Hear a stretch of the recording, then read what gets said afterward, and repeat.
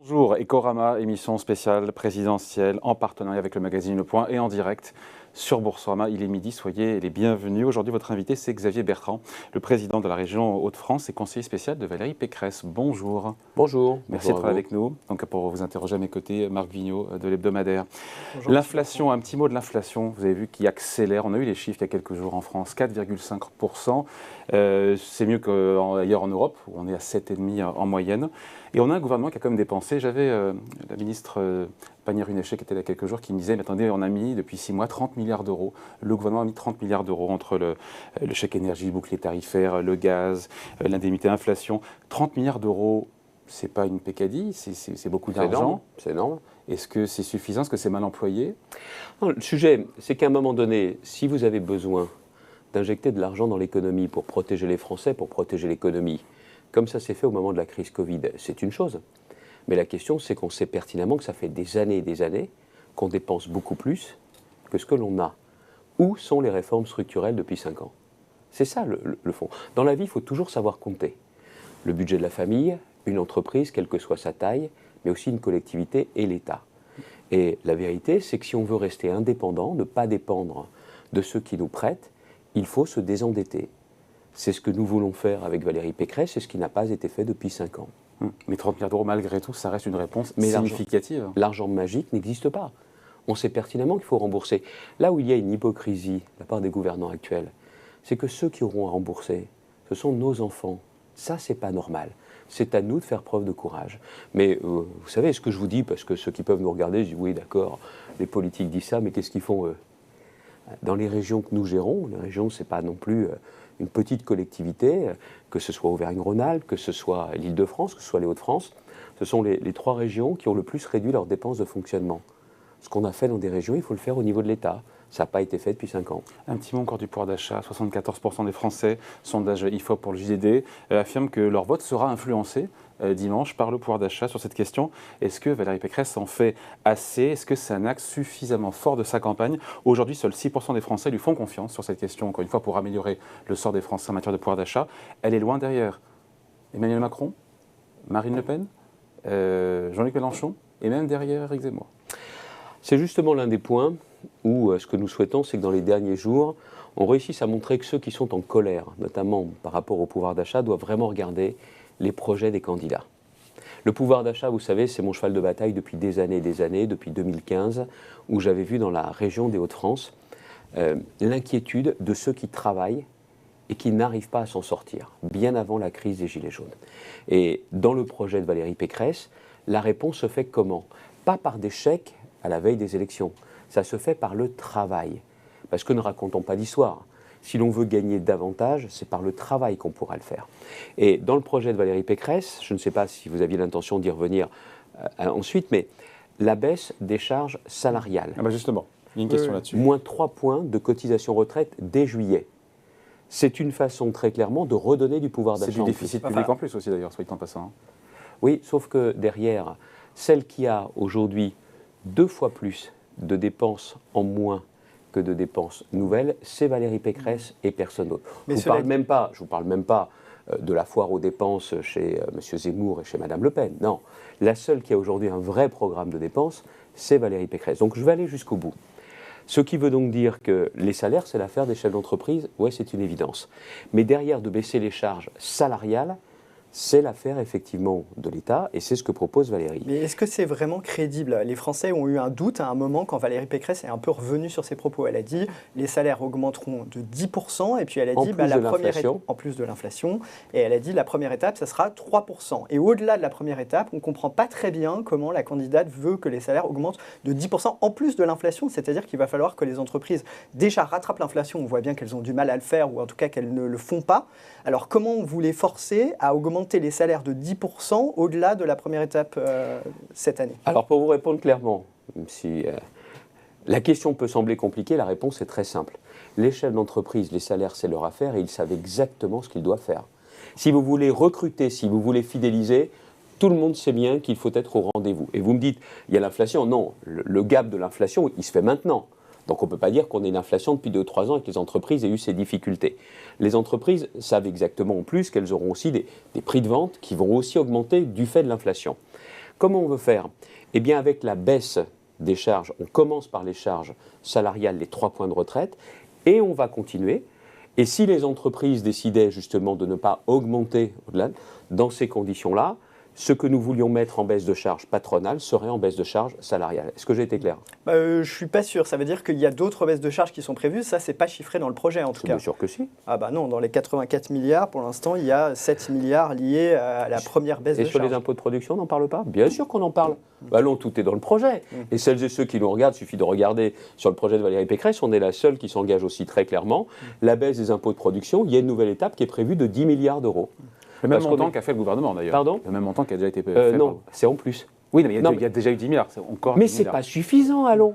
Vous êtes aujourd'hui... Attendez, vous pouvez prendre la défense de qui vous voulez, mais moi je vais juste bien vous expliquer les choses. Le gouvernement a baissé de 10 milliards, reçu pour solde de tout compte, ça suffit la baisse des impôts de production. Emmanuel Macron propose une baisse de CVAE aussi, une cotisation sur la valeur ajoutée des entreprises. Pourquoi, voilà quelque temps, Monsieur le maire, ministre de l'économie et des finances, attendez, on a fait 10 milliards, c'est bien, dites merci. Non. Pourquoi il faut baisser davantage les impôts de production? C'est parce qu'on est loin de la moyenne européenne. Si vous voulez ne pas faire de discours sur la réindustrialisation du pays, il faut, baisser massivement les impôts de production, beaucoup plus que la première marche de 10 milliards. Nous, la deuxième marche, elle est là, elle est concrète. Deuxièmement, vous avez aussi besoin d'être au rendez-vous sur l'innovation, sur la recherche. C'est ce que nous proposons justement. Troisième sujet, c'est que vous avez besoin aussi d'avoir ce qui manque cruellement aujourd'hui dans le plan France 2030, c'est l'investissement sur les ressources humaines, la richesse humaine, un nouveau plan de formation. Et puis il y a enfin un autre aspect, je le sais parce que je le pratique dans ma région, c'est qu'il faut transformer le parcours du combattant pour qu'une entreprise s'installe ou se développe en tapis rouge. Et c'est tout l'enjeu de ce choc de simplification que nous voulons mettre en place. Et vous savez, je vous dis cela parce que c'est vrai, je viens aussi du monde de l'entreprise. J'essaye dans mon fonctionnement de président de région, comme Valérie Pécresse, d'avoir ce raisonnement de l'entreprise. On sait qu'on a une obligation de résultat. Les discours, ça va bien. Si on veut être au rendez-vous de la réindustrialisation, il va falloir justement relever ces différents défis. C'est la seule qui a tout cela dans son projet. C'est un peu ce que j'allais dire, c'est que la simplification, on en parle beaucoup en période de campagne électorale, puis quand on est au pouvoir, c'est quand même beaucoup plus dur à réaliser. Mais enfin, venez faire un tour dans les Hauts-de-France et vous allez voir ce que l'on a fait. Parce que dans les Hauts-de-France, on est voisins de la Belgique. Quand je suis arrivé à la tête de ma région, je me suis aperçu qu'il fallait 2 fois moins de temps pour qu'une entreprise s'installe en Belgique qu'en France. Bon, ce n'est pas la météo qui joue, ce n'est pas l'accent, c'est tout simplement qu'il y a plus de procédures et qu'on fait certainement plus confiance aux entreprises qu'en France. On a décidé de mettre en place un contrat d'implantation où on est capable, par contrat, de s'engager vis-à-vis des investisseurs sur une durée maximum de procédure. Et on est capable aujourd'hui d'avoir des entreprises belges qui s'installent chez nous. Ce qu'on a fait dans les Hauts-de-France, j'en ai parlé avec Valérie Pécresse, c'est ce que l'on veut faire dans toute la France. La preuve que c'est possible à une condition, c'est qu'on comprenne bien tout d'abord que ce ne sont pas les politiques qui créent les emplois, ce sont les chefs d'entreprise. Et que si vous voulez simplifier, il faut que les administrations de contrôle se transforment en administrations d'accompagnement. Et si vous voulez une simplification, c'est à partir du terrain. Aussitôt après l'élection, dans les 100 premiers jours, il y aura tout un travail avec les chambres consulaires que nous voulons maintenir. On leur fait confiance. Les organisations professionnelles et les réunions de terrain pour justement partir du terrain sur les besoins de simplification. Si vous partez de Paris, alors là, je peux vous garantir qu'il n'y a rien qui se fera. Mais du terrain, c'est possible. Sur un autre aspect du programme, vous avez dit qu'il n'y a pas d'argent magique, vous avez utilisé une formule qui ressemble, et Valérie Pécresse est la candidate qui propose le plus d'économies. Mais à bien y regarder, est-ce que ces économies sont vraiment crédibles? Quand on voit qu'il y a par exemple 15 milliards d'euros sur la lutte contre les fraudes fiscales et sociales. Alors les gens, c'est très populaire, mais en fait, cette somme-là, nous on a bien regardé au point, honnêtement, c'est très irréaliste. Il y a d'autres sources d'économie dans le programme de Valérie Pécresse où on se dit, honnêtement, ça sera très difficile d'y arriver. Et en face, il y a quand même 42 milliards de baisse d'impôts et d'augmentation des dépenses. Donc, est-ce qu'on est sûr qu'à la fin, ces économies seront bien là? Et par exemple, sur la fraude fiscale et sociale, la fraude fiscale, aujourd'hui, l'État récupère 11 milliards d'euros par an. Ça veut dire que pratiquement, on va doubler, même plus que doubler, ces recettes en 5 ans. Comment vous faites concrètement? Bon, déjà, si vous me dites ça à moi qui représente Valérie Pécresse, qu'est-ce que vous devez coller aux représentants des autres candidats, hein? Parce que alors, les autres, c'est complètement de la flûte, hein, leur projet. Nous, c'est sérieux, et je vais aussi vous dire une chose. On peut se dire, oui, Bertrand dit que c'est sérieux, pourquoi? Mais comment on a fait chez nous? Comment on a fait dans nos régions? Ce n'est pas des petits budgets, 3,5 milliards chez moi. Et elle aussi, on a baissé la dépense publique. Voilà. Non mais c'est une réalité, il suffit d'aller regarder tout simplement sur les différents sites. L'IFRAP, qui est aussi un organisme indépendant, qui a vraiment une véritable notoriété, peut dire justement que dans nos régions, on a réussi. Ça parle tout simplement pour dire, bon, s'ils l'ont fait chez eux, on va regarder ce qu'ils proposent. D'accord, Xavier Bertrand, Laissez-moi finir. Vos questions sont longues, j'essaie d'avoir des réponses qui sont... Longues aussi. Oui, d'accord, mais c'est normal. C'est moi qui suis le représentant de la candidate. Premièrement, vous travaillez pour Le Point. Vous avez fait des bonnes feuilles sur un bon bouquin, sur 2 bouquins de Charles Prats. Vous en avez parlé à différentes reprises. Oui, tout à fait. Ok. Eh bien, tout est dedans. Tout est dedans. Et ce n'est pas d'ailleurs 15 milliards d'euros que Charles Prats vous dit qu'il est possible de récupérer. C'est beaucoup plus que ça. Alors, on a aussi fait sur Le Point un article qui montre que Charles Prats s'appuie sur des données qui sont quand même assez fausses. Hein. Non, vous avez dit ça sur le nombre de cartes vitales, pour être très précis. Alors, sur le nombre de retraites versées, Le Point avec attention, ça fait plaisir. Aux étrangers je suis lecteur, vous aussi, oui, comme vous aussi. Très bien. Donc, Charles Prats dit que c'est beaucoup plus que 15 milliards d'euros, c'est 25 milliards d'euros. Et nous avons pris un chiffre qui est, vous le voyez, certainement pas au maximum. La lutte contre les fraudes, je peux d'autant plus vous en parler qu'en 2004, ça remonte, mais ça me rajeunit, ça me fait plaisir, c'est moi qui, secrétaire d'État à l'assurance maladie, et le premier lancé les contrôles sur les arrêts de travail de longue durée. On m'avait dit à l'époque, il n'y a pas d'argent récupéré, il n'y a que des coûts à prendre. Si, on s'est aperçu qu'il y en avait un certain nombre qui étaient frauduleux. Et il y a eu aussi des époques où ça a bien fonctionné. Il y avait un comité national de lutte contre les fraudes, piloté par Bercy et par le ministère des Affaires sociales, j'y étais, et il y a eu des vrais résultats. Ça n'est plus une priorité aujourd'hui. Ce qui veut dire aussi que vous avez une nouvelle opération à faire. Là où vous dites que les chiffres peuvent être mis en question, c'est sur le nombre de cartes vitales qui circulent, plus que le nombre d'assurés sociaux. C'est là-dessus que le Point en avait parlé. Pourquoi? Parce que quand l'assurance maladie a été interrogée par la Cour des comptes, ils ont dit on ne sait pas trop. On ne sait pas trop pourquoi il y en a plus. Alors plutôt que de faire des investigations encore plus poussées, on va faire quelque chose de très simple. On va remplacer la carte vitale avec photo que j'avais mise en place avec Philippe Douste-Blazy quand j'étais ministre, ça remonte, par une carte biométrique d'assuré social. On ne pourra plus utiliser cette carte. Ça veut dire qu'il faudra il faudra équiper tous les médecins d'appareils, il faudra qu'ils prennent du temps encore sur leur temps de consultation pour vérifier la carte, pour vérifier les empreintes. Attendez, allongez le temps de consultation. Soyons sérieux, si vous trouvez que ce n'est pas une bonne idée, dites-le. Mais en attendant, il n'y a personne qui nous dit que c'est une mauvaise idée. D'accord. Laissez-moi finir, laissez-moi vous expliquer. C'est donc très clairement derrière, il suffit tout simplement, on rentre bien la carte vitale aujourd'hui dans un lecteur. Qu'est-ce que ça va prendre comme temps en plus? 0 temps en plus. Donc, très clairement, ça va nous permettre déjà d'amener ça. Et puis, d'autre part, on sait pertinemment que sur les contrôles, l'intelligence artificielle permet aussi d'affiner les contrôles, mais les contrôles sur tout le monde. Les fraudes à la TVA, c'est vrai. L'optimisation fiscale et la fraude sociale, pas seulement la fraude sociale. Est-ce que vous trouvez normal aujourd'hui... Vous êtes à l'aise avec 15 milliards d'euros de recettes fiscales? Largement. Est-ce que vous trouvez normal que McKinsey n'ait pas payé d'impôts depuis 10 ans? Vous trouvez ça normal? Moi, non. Vous ne trouvez pas qu'il faut changer ça? Est-ce que vous trouvez normal que les GAFAM réalisent justement dans notre pays des bénéfices de folie et qu'au final, ils ne payent quasiment pas d'impôts? Vous trouvez ça normal? Non, bien sûr que non, mais vous savez très bien, Xavier Bertrand, que cette réforme, elle est en négociation à l'OCDE, que maintenant il y a une transposition dans les textes européens. C'est 2 choses différentes. C'est l'impôt minimum, mais pour les GAFAM, vous savez pertinemment que ça se joue aussi au niveau de la TVA.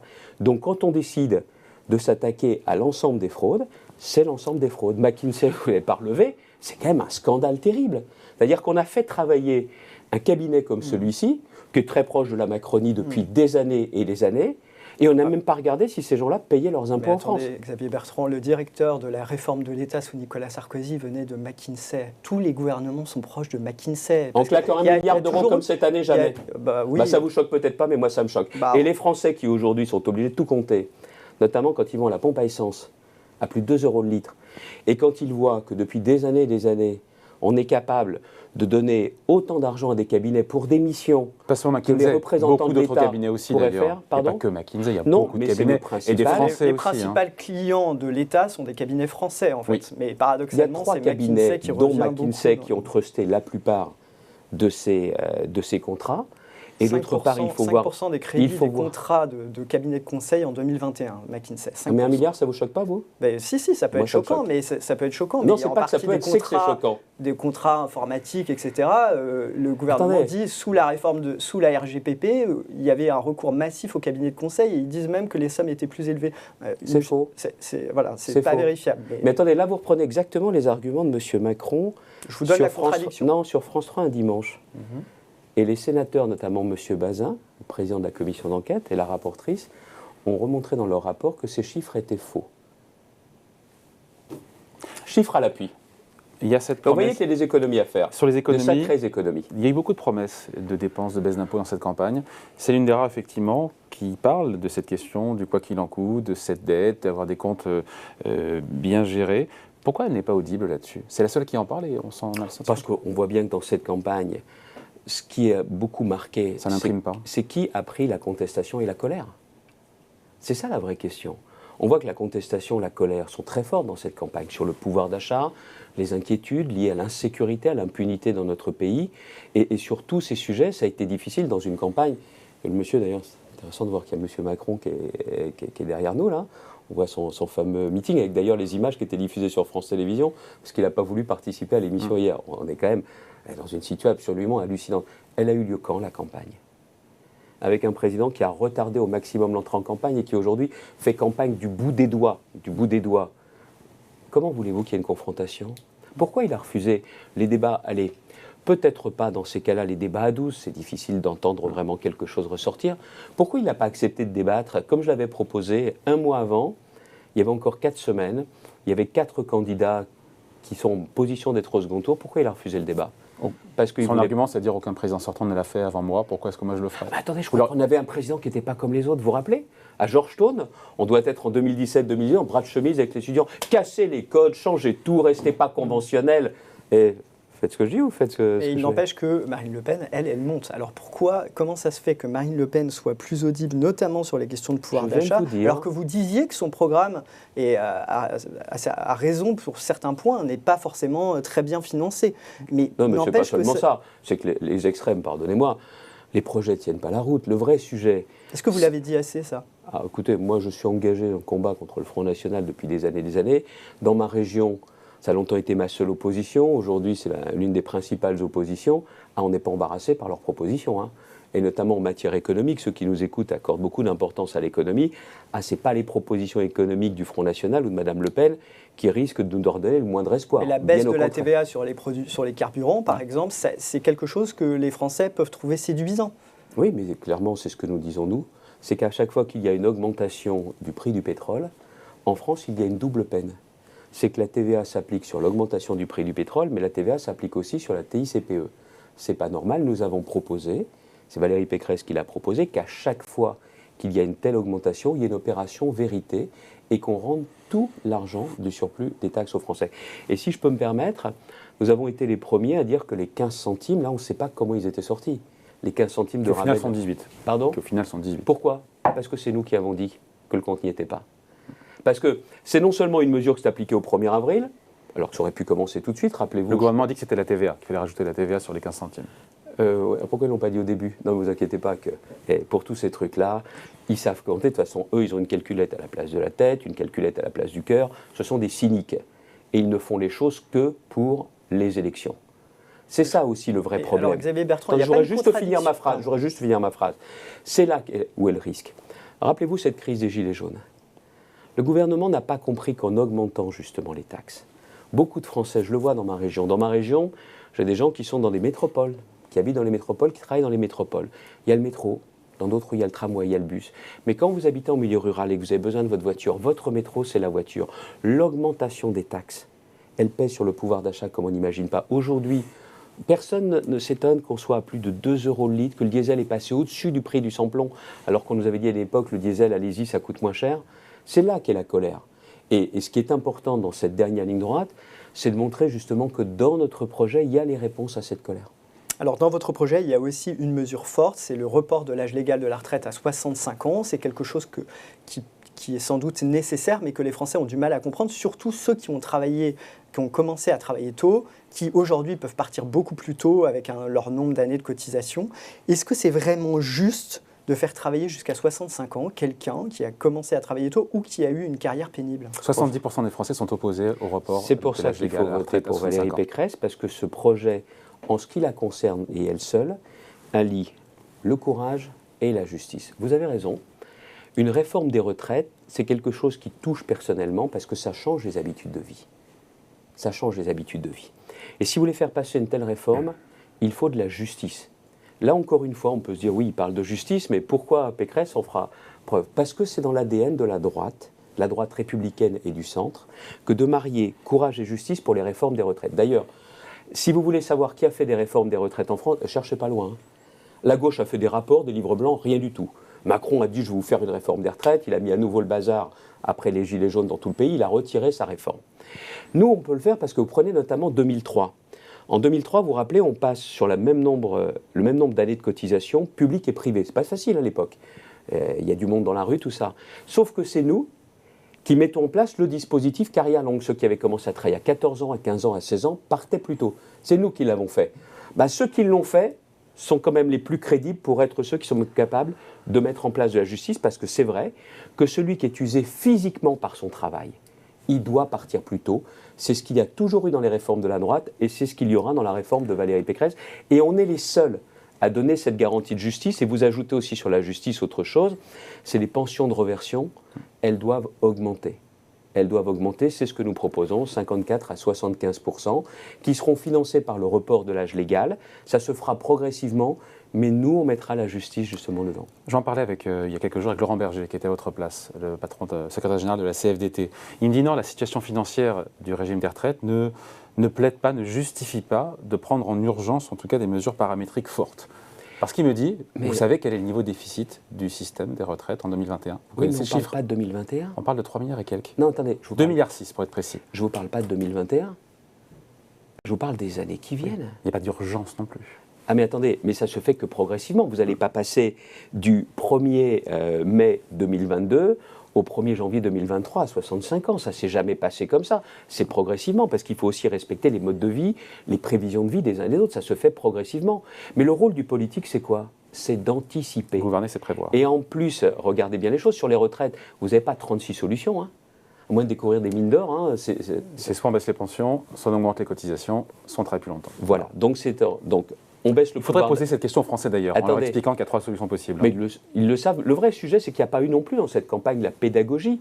Je ne suis pas surpris qu'on vous dise 62 ans, 65 ans, vous préférez quoi? Mais moi, je préfère 62. Le vrai sujet, c'est que si on vous explique clairement, si vous ne faites pas ça, soit vous aurez des pensions plus basses, pas possible, soit des cotisations plus élevées, moins de pouvoir d'achat, on se dit que si on vit plus longtemps, il faut accepter de travailler un peu plus longtemps. Pas pour tout le monde. Excusez-moi, mais nos fonctions, nos métiers n'ont pas la même pénibilité que celui qui est ouvrier agricole, qui a le dos broyé parce qu'il a porté du lourd, ou celui qui est derrière un marteau-piqueur. C'est normal que lui parte plus tôt que nous. Cela dit, Xavier Bertrand, le problème du financement des retraites n'est pas un problème de très long terme, parce qu'il y a la bosse des baby-boomers qui vont partir à la retraite, mais une fois que cet effet est passé, toutes les projections du Conseil d'orientation des retraites montrent que les dépenses de retraite en proportion du PIB sont maîtrisées à long terme, notamment parce que d'ailleurs les pensions relatives des retraités vont baisser par rapport au salaire. C'est ça qu'on ne veut pas. On ne veut pas que les pensions des retraités baissent comme ça a été le cas depuis 5 ans. Je ne sais pas ce que les retraités ont fait à M. Macron, mais ils ne les aiment pas. Ça a commencé, l'augmentation de la CSG pour commencer. La garantie du pouvoir d'achat, ce principe a été violé. Et comme il n'y a pas eu non plus la réforme des retraites, les retraites complémentaires ont augmenté moins que l'inflation. Triple perte de pouvoir d'achat. Ça, c'est aux mains des partenaires sociaux. Non, les retraites complémentaires. Oui. Oui, mais attendez, pourquoi ils ont dû s'adapter? Parce qu'il n'y a pas eu de report de l'âge légal. Ce n'est pas les partenaires sociaux qui un jour sont réveillés méchants. C'est tout simplement qu'ils tirent les conclusions de l'absence de réforme de la part de l'État. Voilà. Donc encore une fois, ce n'est pas des sujets faciles, mais clairement, si vous voulez demain qu'on continue à toucher des bonnes pensions de retraite, et pourquoi c'est aussi important? Parce qu'en France, les pensions de retraite ne sont pas très élevées. Pourquoi? Parce que les salaires ne sont pas très élevés. Et voilà pourquoi aujourd'hui, ce qui est essentiel, c'est que l'on puisse avoir cette opération de vérité et de pédagogie. Vous avez entièrement raison. Bon, là je parle pour le coup, je m'adresse à l'ancien ministre du Travail que vous êtes, sur cette prime Macron là, qui va pouvoir monter jusqu'à 6 000 € annoncée le week-end dernier par le président sortant. Vous savez de quand date cette prime? Quand elle a commencé? Oui. Sous Macron en 2019. Oui. Vous savez qui a eu l'idée de cette prime? Dites-nous. C'est moi qui l'ai proposé pour sortir de la crise des Gilets jaunes. Avec un principe. Donc vous applaudissez alors qu'il la monte à 6 000 €. Écoutez, ils reprennent cette idée. Si je l'ai faite, c'était pour sortir à l'époque de la crise des Gilets jaunes et apporter un... Pourquoi ce n'est pas dans le programme de Valérie Pécresse, ces cas-là? Mais bien sûr que c'est dedans. Elle en a encore parlé dans le meeting dont les images défilaient tout à l'heure. Il se ressemble le programme d'Emmanuel Macron et de Valérie Pécresse sur l'économie? Ça n'a rien à voir. La retraite. Valérie Pécresse a dit à un moment, c'est copier-coller. Et il reprend toutes mes propositions. Discours de Toulouse. Elle dit très clairement, mon projet n'a rien à voir avec celui de M. Macron. Oui. Voilà exactement ce qu'elle a dit. Après avoir dit que c'était un copier-coller. Non, que certains aient pu le penser, c'est leur droit. Ma candidate, ça a été ma position également, ce projet n'a rien à voir. Parce que si vous parlez en termes d'économie, toutes les entreprises sont importantes. Mais la Startup Nation ne résume pas toute la France. Je crois à l'industrie. Je crois aux entreprises du CAC 40. Mais je crois aussi à leurs sous-traitants. Je crois aux ETI. Je crois justement aux PME. Je crois à l'artisan, au commerçant, à la profession libérale. Nous croyons justement à toutes les entreprises sans avoir de tropisme pour l'une plutôt que l'autre. Donc voilà pourquoi il y a aussi cette différence fondamentale. Et aussi autre chose, ce n'est pas l'État tout seul qui peut faire. L'État doit travailler avec les territoires, avec les collectivités locales. Là, aujourd'hui, l'État et les territoires ne travaillent pas ensemble. C'est le sens de la République des territoires que porte le projet de Valérie Pécresse. Vous savez, aujourd'hui, je suis président de région, je l'ai dit tout à l'heure. Si on ne travaille pas de concert avec l'État, on a moins de résultats. Depuis maintenant quelques années, on ne peut pas dire que l'État nous fasse confiance, c'est dommage. Avec Valérie Pécresse, il y aura ce pacte de confiance. Ça veut dire, vous dites, le programme d'Emmanuel Macron, c'est un programme de gauche? Comment vous le qualifiez, le programme Le discours de l'autre jour était un discours de gauche, mais lui, il n'y a pas de conviction. Pas de conviction. C'est qu'est-ce qu'il peut effectivement, dans cette campagne, au dernier moment, essayer de ramener des voix. Le vrai sujet aujourd'hui, c'est quelles sont les convictions. Nous, les convictions sont très simples. Aujourd'hui, notre pays a besoin de retrouver de l'ordre, c'est un préalable à tout. Que ce soit en termes de sécurité, de maîtrise de notre politique migratoire, de lutte contre le terrorisme islamique, de l'ordre également dans les comptes, je l'ai expliqué tout à l'heure. Mais le projet de société ne peut pas être là seulement. Le projet de société, pour retrouver de l'espoir, c'est par le travail, la valeur travail. C'est ce à quoi nous croyons, que ce soit ceux qui travaillent, et je pense sincèrement que le quinquennat qui vient doit être le quinquennat des classes moyennes, oubliés depuis des années, qui n'en peuvent plus. C'est aussi le quinquennat de ceux qui donnent du travail. Ce ne sont pas les politiques qui créent de l'emploi, ce sont les entrepreneurs. Et la valeur travail, c'est aussi pour ceux qui ne peuvent pas travailler, personnes handicapées, là il y a un effort de solidarité important à faire, ou ceux qui ne peuvent plus travailler, les retraités. Vous voyez comment la valeur travail structure tout le projet de Valérie, mais aussi le projet de société française. Très rapidement, Xavier Bertrand, il y a un sujet qu'on n'a pas abordé, c'est la transition écologique. Mais il y a un sujet important, très important qu'on n'a pas abordé, c'est la transition écologique. Au-delà de la relance du nucléaire, qu'est-ce qu'il y a dans le programme de Valérie Pécresse pour éviter le changement climatique? Taxe carbone aux frontières de l'Europe, mais une vraie. Pas une taxe carbone croupion, comme celle que M. Macron est en train d'accepter à cause des Allemands. Vous savez aujourd'hui quelle est la logique. La France, c'est 0,99% des émissions. On doit continuer à être en pointe, on doit continuer à faire mieux, d'accord. Mais si vous voulez vraiment, on est sur la même planète, qu'on puisse améliorer les choses, il faut aussi que les Américains, les Indiens, les Chinois produisent différemment, on est d'accord. Sauf que pour produire différemment, ils savent ces gens-là compter. Si leurs produits, quand ils arrivent en Europe, sont super taxés, ils vont changer leur mode de production. Enfin, ils risquent de mettre des droits de douane aussi sur des marchés dans lesquels on exporte beaucoup, notamment l'industrie du luxe. Et vous croyez qu'ils ont attendu? Mais ils l'ont fait depuis des années. Et nous, un peu comme des naïfs, on dit « Ah ouais, c'est pas bien, il faudra un jour qu'on réagisse ». Là, ce qu'on propose avec la taxe carbone, c'est de le faire d'entrée. Et pourquoi Valérie Pécresse arriverait à la promouvoir au niveau européen et mieux qu'Emmanuel Macron? Parce qu'elle le veut, elle. Lui, il veut pas. Il a déjà dit « Bon, écoutez, les Allemands, vous en voulez pas. Bon, allez, on va faire… Donc il faut aller au bras de fer avec l'Allemagne? Mais bien sûr. Mais je sais pas, on parle de quoi? De la planète. La planète, l'évolution de la planète, c'est pas seulement important pour nous, mais plus pour nos enfants, pour les petits-enfants. Donc on a cette responsabilité. La première des choses, si vous voulez qu'ils produisent autrement, dans ces conditions-là, il faut une vraie taxe carbone. Et là, s'ils veulent continuer à venir en Europe, et ils ont intérêt à venir en Europe vu le marché de consommation que nous représentons, dans ces cas-là, ils vont changer leur mode de production. Et puis derrière, vous parlez de la relance du nucléaire, et que de temps perdu quand même. Quel gâchis! Je veux bien que M. Macron ait aujourd'hui la foi du converti. Maintenant, il parle du nucléaire. Il a quand même pas bougé le petit doigt pour empêcher la fermeture de Fessenheim. Pas du tout. Et puis pendant longtemps, c'est lui d'ailleurs qui en 2018, c'était pas un siècle, 2018, il dit il faut fermer les réacteurs. Et là, parce que nous, dans le débat, on a posé la question de la relance du nucléaire, il a changé d'avis. D'accord. Qui est le plus crédible? Celui qui croit depuis longtemps ou celui qui change d'avis tous les 4 matins? Un petit mot de Marine Le Pen, Xavier Bertrand, qui, on l'a vu, a quand même largement gommé, beaucoup d'aspérité, beaucoup de points de son programme qui faisaient peur. Il n'y a plus de sortie de l'euro. Elle nous a dit qu'une dette, ça devait se rembourser. Elle arrondit les angles pour vous? Son projet est toujours... Un commerce dans lequel vous n'allez pas depuis des années, parce que vous savez que ce qui s'y vend ne vous plaît pas. Il change la vitrine.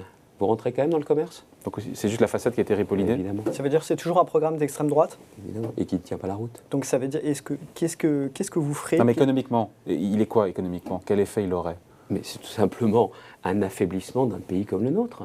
La question aussi de la confiance pour les investisseurs nationaux et, serait une calamité, et internationaux. Encore une fois, économiquement. Qu'est-ce que j'ai besoin d'être dans les superlatifs? Les Français, vous savez, n'ont pas besoin de moi pour se faire leur point de vue. Aujourd'hui, on voit dans les intentions de vote, mais ce n'est pas les sondages, que nous aurons le résultat dimanche prochain. On verra si les Français, au final, se disent quel est le projet qui tient le plus la route? Quelle est la personnalité qui saura faire?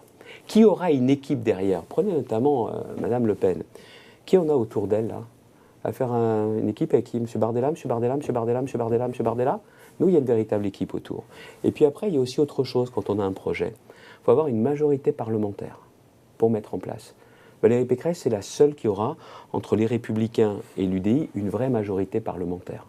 Elle est là, la réalité. Et c'est vrai, là où vous avez raison, c'est que dans cette si drôle campagne, de passer ces éléments de solidité, de sérieux, d'espoir également, c'est pas la chose la plus simple. Ça, vous avez entièrement raison. Et on voit quand même, Xavier Bertrand, qu'il y a une fébrilité chez les Républicains. Il y en a certains qui, le jour, si... J'ai l'air fébrile. Il a dit les Républicains.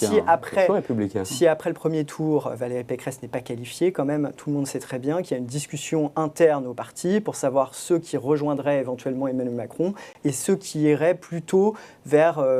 je ne sais pas comment appeler, la droite de la droite, l'extrême droite. Donc, est-ce que vous avez une ligne claire là-dessus? Quelle position vous défendez? Ah oui, oui, je sais qui je suis, je sais où j'habite. Et je fais partie d'une droite qui, demain, après-demain, n'a ni envie de s'allier, ni envie de se rallier, clairement. On a 4 jours du premier tour, Xavier Bertrand. Aucun sondage ne donne Valérie Pécresse qualifiée au second tour. Est-ce que vous y croyez encore? Est-ce qu'elle peut faire mentir les sondages? Est-ce que les carottes sont cuites? Écoutez, 2015, et je vais vous faire monter moins loin que les fois précédentes, 2015, tout le monde dit que je serai 3e au soir du premier tour des élections régionales. C'est sûr. Madame Le Pen a gagné, c'est évident. C'est évident. Et donc on me dit, vous allez faire quoi au 2e tour, M. Bertrand? Vous allez appeler à voter pour qui? Non, je serai au 2e tour. Mais non, vous ne pouvez pas regarder les sondages. Donc elle peut encore faire mentir les sondages. Il s'avère que je suis au 2e tour. Au 2e tour, les enquêtes le soir du dimanche me disent, va être balayé par Madame Le Pen, Bertrand, va être balayé. Et au final, c'est 57-43. Je ne me rappelle pas des résultats, enfin moi, des sondages, mais l'écart là, quand même, est une marche quand même considérable à franchir pour Valérie Pécresse. Vous savez combien de points j'avais de retard? 16 points de retard. Et même pas dans les sondages, les résultats. Je sais une chose, je me bats pour ma candidate, je me bats pour mes idées, pour mes convictions et pour des valeurs qui à la fois me dépassent. C'est pour ça que, vous le savez bien, je voulais être ce candidat, je voulais être présenté face aux Français. Et si je fais aujourd'hui avec la même énergie pour Valérie Pécresse, c'est parce que je pense sincèrement qu'il nous faut changer de cap et changer de président. Qu'est-ce que vous auriez fait différemment si vous aviez été élu, pardon, de refaire l'histoire?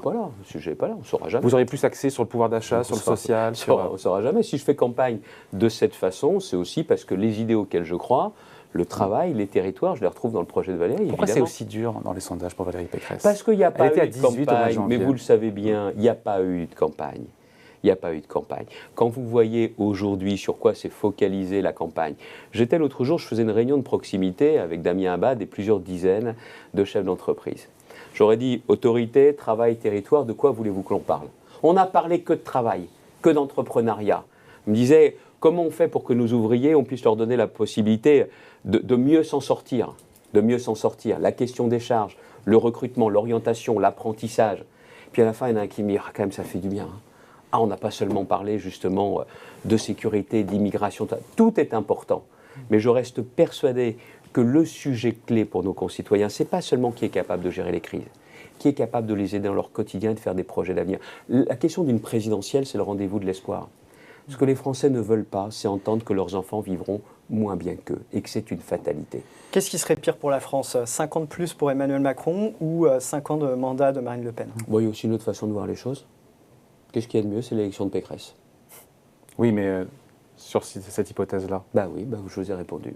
Bon, on en reparlera lundi en tout cas. Merci de passer nous voir. Merci d'avoir été invité. Donc, Décorama, mission spéciale présidentielle en partenariat avec Le Point. Merci Xavier Bertrand. Merci Marc, salut.